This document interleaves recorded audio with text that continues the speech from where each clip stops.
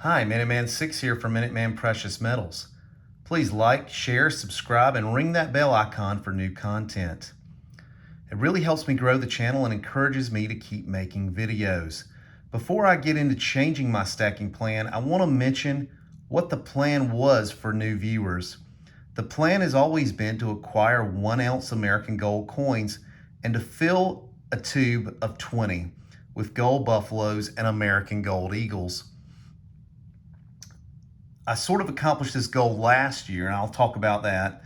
I did hit the 20 ounce mark, but unfortunately all the coins didn't fit into the tube. By the way, an empty tube, for me, that was a really big motivator. It can be one of your most important weapons in trying to grow your stack. It was just a huge motivator for me to try to get out there and complete that tube. As you can see here, I purchased 9 American Gold Eagles throughout the year. I purchased 5 gold buffaloes, and I picked up 6 of these 2023 PCGS MS70 American Gold Eagles. I got those. I got all these coins primarily from either Bullion Exchanges or APMEX via the Walmart platform, and I got a great deal on these. These all came from APMEX, again via the Walmart platform. One of those I did trade for my 2006 Proof Buffalo that I have here, which is just a great coin. So unfortunately, all these don't fit into the tube the way that my OCD would like for them to. But I did hit my goal of 20 ounces of US 1 ounce American coins throughout last year. So why 1 ounce coins? Well, for me, that's an easy answer. 1 ounce coins generally have the lowest premiums. And why US gold? Well, first, I'm an American, and I encourage people around the world to stack their home country's coins. But secondly, American Gold Eagles and Buffaloes are very easy to liquidate. Tell me what you think of my stacking formula using US 1 ounce coins in the comments. For me, it just made the most sense when I first got into stacking. So why would I change what I saw as a winning formula? Well, the first reason is rising gold prices. Gold prices are near all-time highs right now.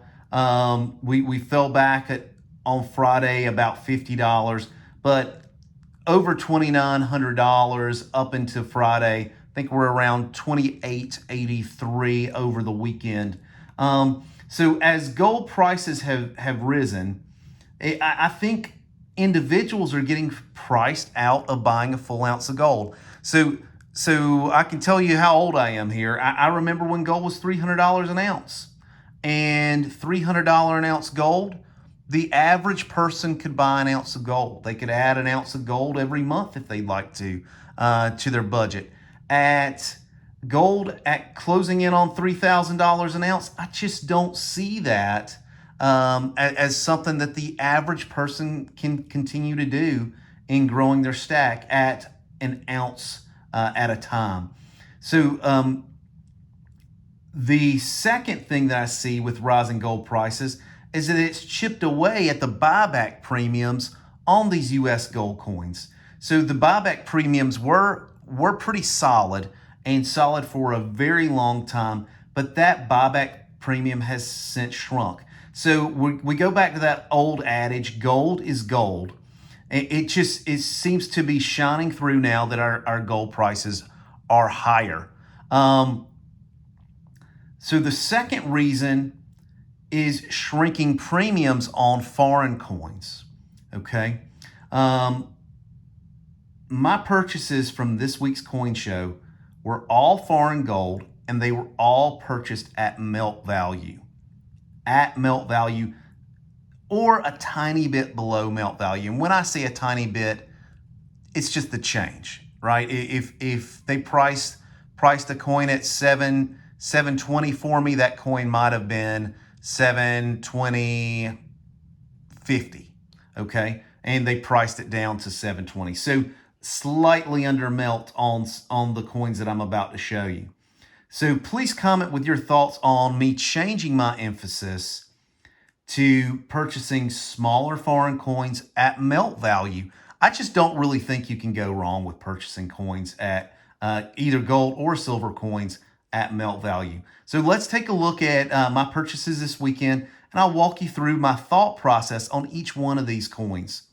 So the first coin is a 1901 Prussian 10 mark coin. It actually is a really nice coin. It has the 1.152 of a troy ounce in weight written here on the case. The 2x2. It has a mintage of around 700,000 coins. Prussian coins are fairly popular and seem to be significantly more rare than gold ducats, roosters, sovereigns, liras, and those older gold coins that you normally see for sale by the big box stores. I'm not saying you can't find 10 marks, but I just don't see them as frequently. So what did I pay for this coin? I paid $332 for this coin. $332 for this coin. And this is an absolutely gorgeous coin. It's AU to BU in my opinion. And I can't really zoom in to pick up the details, all the details for you. But it's a really nice coin. So at $332, I paid in line with what the big box stores online are charging for 1/10 ounce at a lot of those retailers. So I really think, for me, this was a neat coin. It's a historical coin.